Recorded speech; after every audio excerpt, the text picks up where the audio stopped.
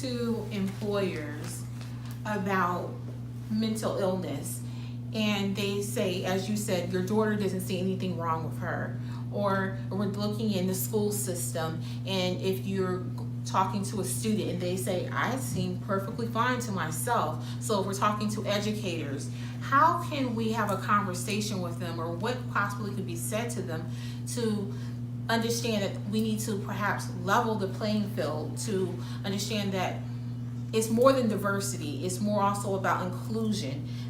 Inclusion is different from diversity. It's about inclusion means treating everyone that you have in your space equally. I say this because sometimes in the workplace they have all these different people from different backgrounds, but they're not treating them fairly, equally. I have worked in EEO, diversity and inclusion, for almost 20 years, and I've heard the horror stories where I've heard people say, well, you look normal. Oh, you have this? I would have never guessed. And people then follow that by, well, I never would have guessed this or that about you, and then they feel that they're being treated differently. So when that happens, and I'm going to pose this question to Shai because I know her specialty is diversity and inclusion, what's next for that employee who feels that they're being treated differently because now they have exposed their disability to their employer? I think what's next is that they definitely need to document what's happening, and have a grievance and bring that to someone's attention that this is occurring and that they're not getting the fair treatment that everyone else is getting. And it's very difficult because when you're in a workspace, the assumption is we all come to the table with different experiences and that we're all going to be received based off of our expertise and what we bring to the table. But we all know that that's not reality, right? The biggest thing that you can do is you have to, know the key words. You have to know how to bring it to them. You know how to talk to who the right or the appropriate people. But you also have to be cognizant that, for instance, HR and legal work for the organization. They're not really working for you. So you have to be your own advocate, and then you have to have the resources and knowledge to go to the right places to get the right information.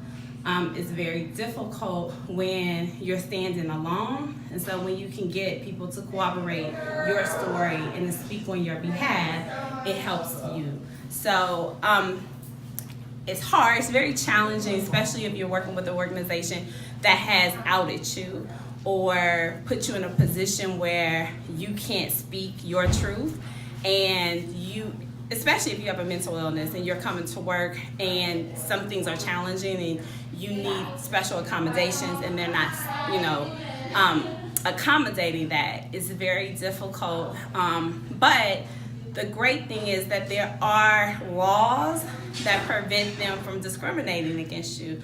So don't just stop with your employer. Don't just stop with the resources within the organization. If you have MHN, and you can go to see therapists, or you can receive resources outside the organization that maybe is part of your benefits package, that's where you start. But make sure you have a paper trail and that you're constantly, bringing it to someone's attention so that if you are discriminated against, you have a case. Thank you. Mm-hmm. And I'm going to follow this up with Josh because I know that he's an advocate for his child. Him and his wife are an advocate for his child in the school system, so I would like to get his perspective and then pass it on to Dr. Flip. So, a child with special needs, they get an IEP. And that IEP is for the individual. I'm going to say it again, for the individual, not for all these children, especially if you're on the spectrum of autism. Some people are high functioning, some people bang their head, some people wander. It's different things. And I feel that the school system just tries to check the box when it comes to these things. We've been back and forth. We signed our IEP very late, just signed it, because a lot of parents don't know their rights. and don't know that they need to have the appropriate people in the room at all times, and we should not settle for anything less. If your child needs to extend the school year, I don't care how old they are, get it for them. I will say that we have had struggles, even this school year, where my daughter loves to sing. She has autism, she can sing very good, and part of her IEP was for her to have an extra assistant because the school system doesn't have a separate choir course for children with special needs. So she's in there with the general education kids. So her, this school year, they did not have an extra assistant, and the teacher inside, he was like, listen, she's being disruptive to my class. Well, I'm like, well, that's why we have in our IEP that she should have an assistant to help her if she gets triggered in there. So finally, after we fought, they finally got someone there. And that came because my wife and I both went down to the school. We both called. We called the school board. We called the principal. And I say that because it's important that we did all these steps because we had the time to do that. What about those parents who don't have the time, who don't know who to call? Most children, if parents they would like to advocate for their child. You need to contact the state and federal agencies because these schools receive money for students who have been diagnosed with autism or they have an IEP, so they get extra funding in their budget, and that funding is supposed to go toward that student. See, you can run to the school board and the school system all you want; they're gonna play with you. But when you call a state and federal agency, because that school, the school district does not want to be audited. The state will come in and audit all of their files, and they don't want that. So if you contact state and federal, because that's federal and it's state.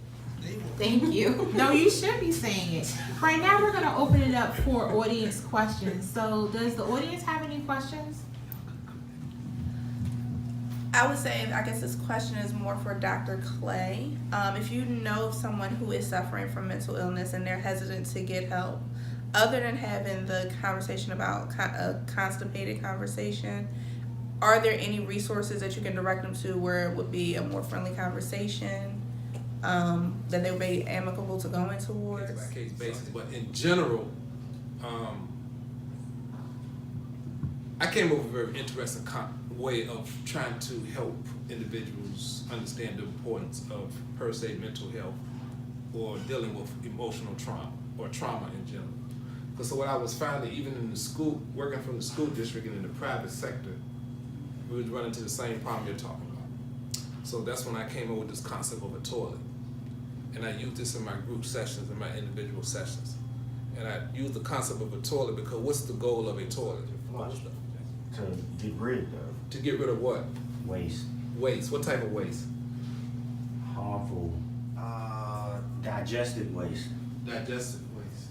And the waste is derived from what?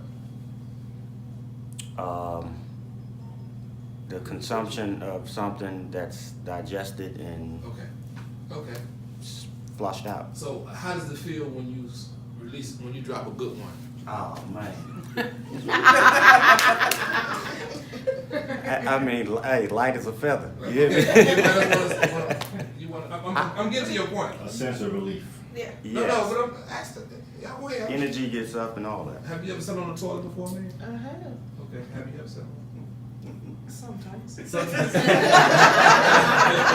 sometimes. Okay, have you ever sat on one? Yeah. Okay, so I just want you to this is how in the last 8 to 9 years, this is how I started helping, especially our young males, understand the importance of mental health and why you have to release.